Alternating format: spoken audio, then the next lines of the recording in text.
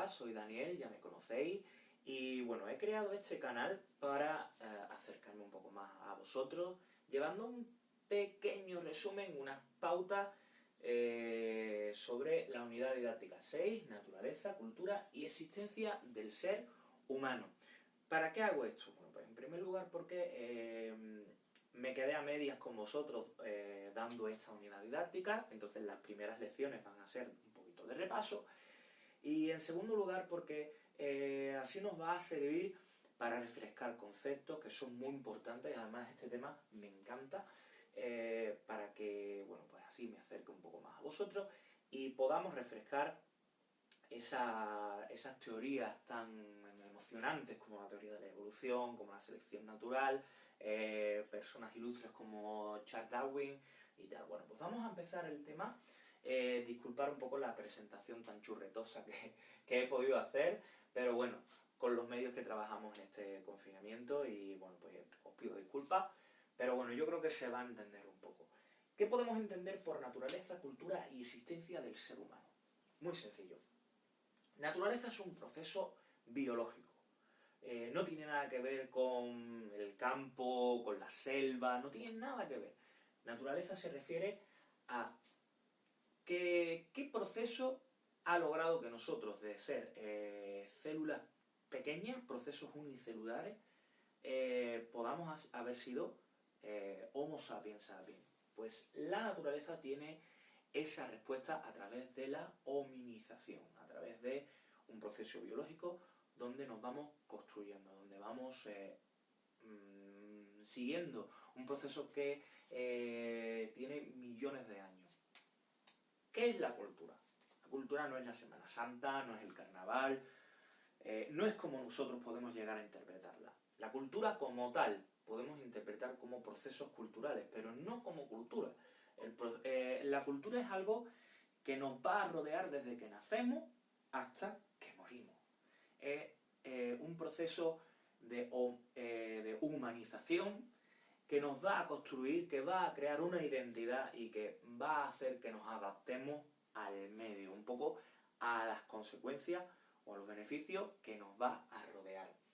Y a partir de ahí se va a crear un proceso, estos dos procesos, tanto el de humanización como el de hominización, que va a dar respuesta a la pregunta del ser humano.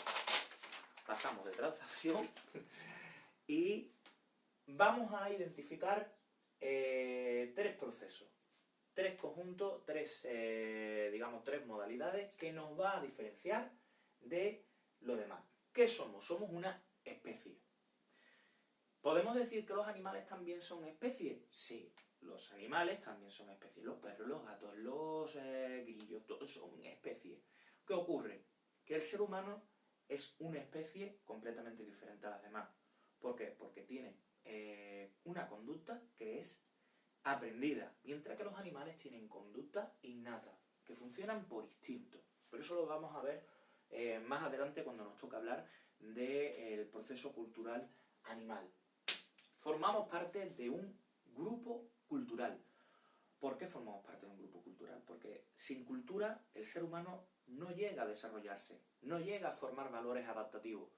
Necesitamos rodearnos de cultura. Somos sujetos y agentes de cultura.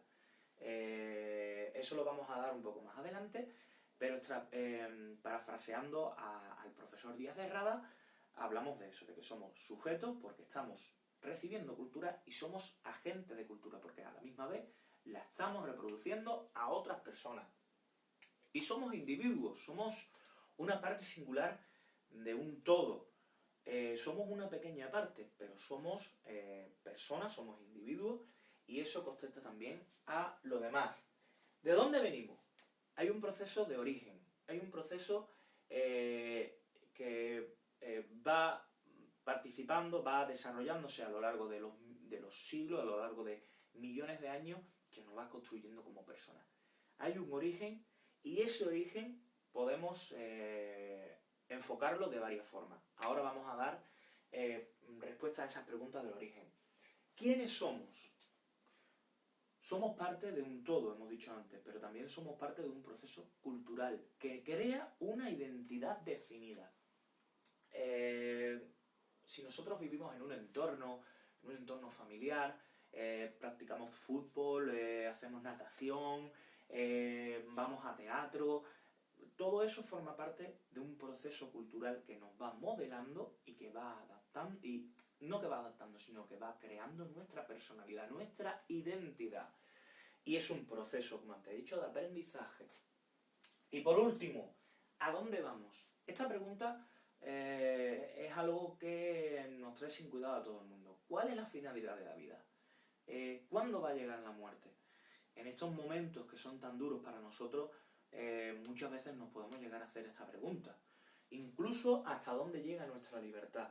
Eso también lo vamos a ver próximamente y nos va a encarar un poco a los conceptos de cultura, cómo vemos la muerte, cómo podemos ver la libertad, etc.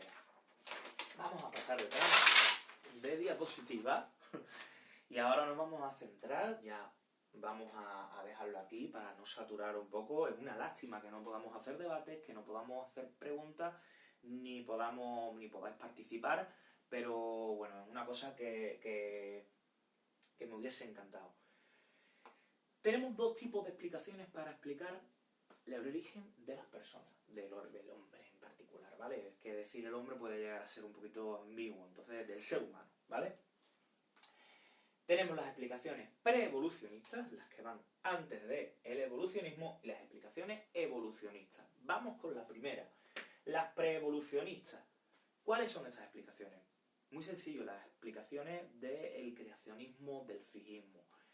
El creacionismo, estamos familiarizados con esta explicación cuando vemos, por ejemplo, en la Biblia, ahora que estamos ya en Semana Santa, que hemos sido creados a imagen y semejanza de Dios, que venimos de Adán y Eva, Dios crea a Adán a partir de su costilla.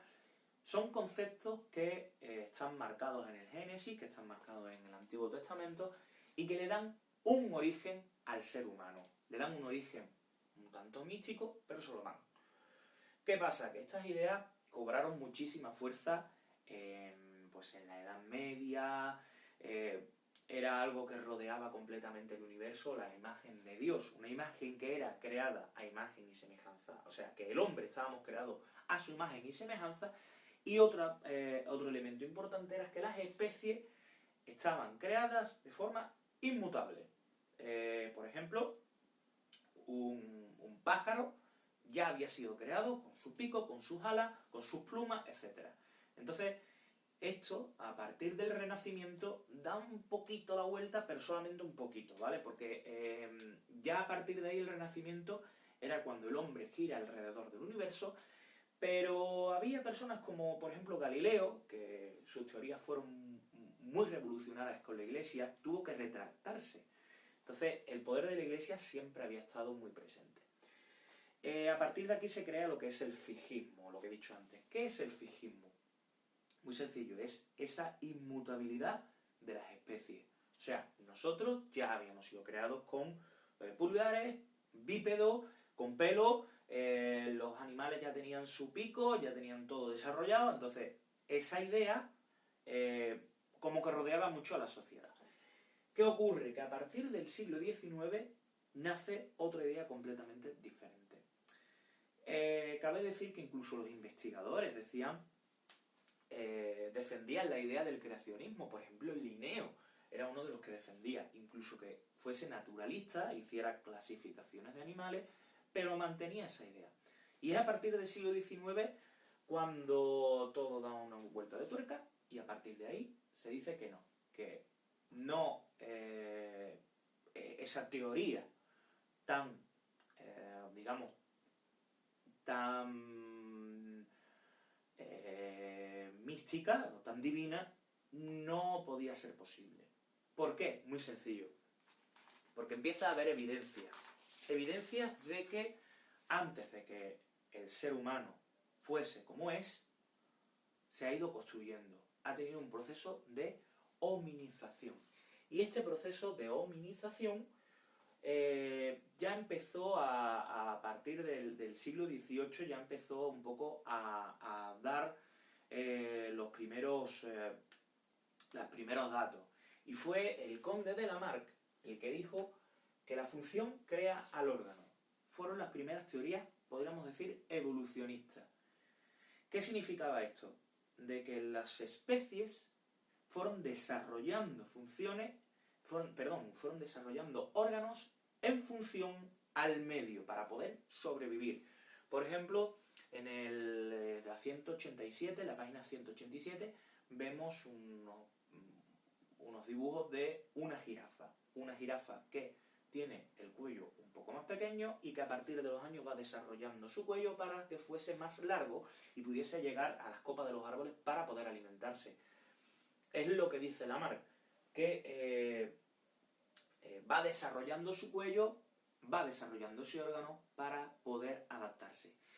Pero fue Darwin el que le da un poquito la vuelta y en 1859, junto a Wallace, crea el origen, edita El origen de las especies.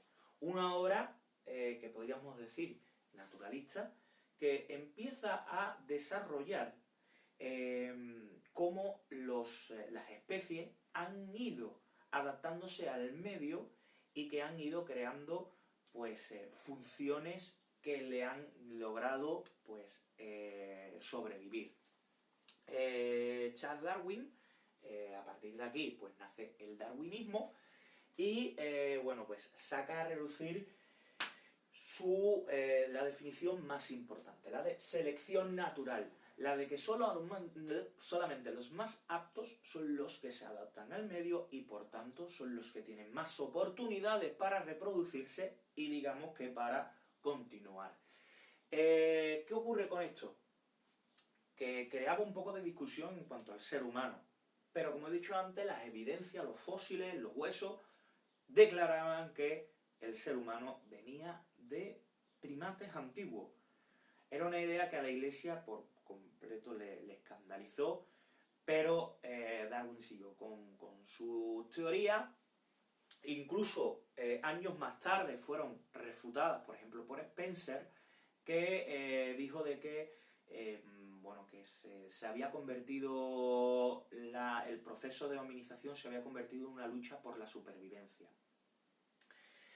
Pero, como tal, Darwin tuvo retractores. Uno de sus retractores fue George Mendel. ¿Por qué? Porque George Mendel creía que había habido un proceso de evolución, pero que había que darle una vuelta. Entonces, el pensamiento neoevolucionista, neodarwinista, nace con la teoría de que también el proceso del origen del hombre se había constituido a través de genes, una genética. Darwin no conocía el tema de la genética y por lo tanto, esa pauta se le escapó. Entonces, Mendel dijo de que también la genética podía ser heredable y por tanto los genes más fuertes se iban pasando de generación en generación. Para hacer un poco un resumen de todo esto, el creacionismo, su parte más importante es el fijismo, porque las especies son inmutables y la imagen y semejanza de Dios, pero se le da la vuelta con los procesos fósiles, con los huesos que refutan de que eso no pudo ser así. El lamarckismo, que luego la función crea el órgano, pero que las funciones no se adquieren entre padres e hijos. Y Darwin, que su teoría fue evolucionista y mecanicista, habla de una selección natural que se hace al azar, pero que en beneficio a la especie, pero luego se encuentra con las diferencias heredables genéticamente. Este ha sido el primer vídeo, espero que lo hayáis entendido y seguiremos con el proceso de hominización, cómo el homínido se va construyendo a través de a través de los millones de años. Así que nada, chicos, seguimos aprendiendo y espero que estéis todos muy bien, que vuestras familias estén bien y nada, hasta la próxima.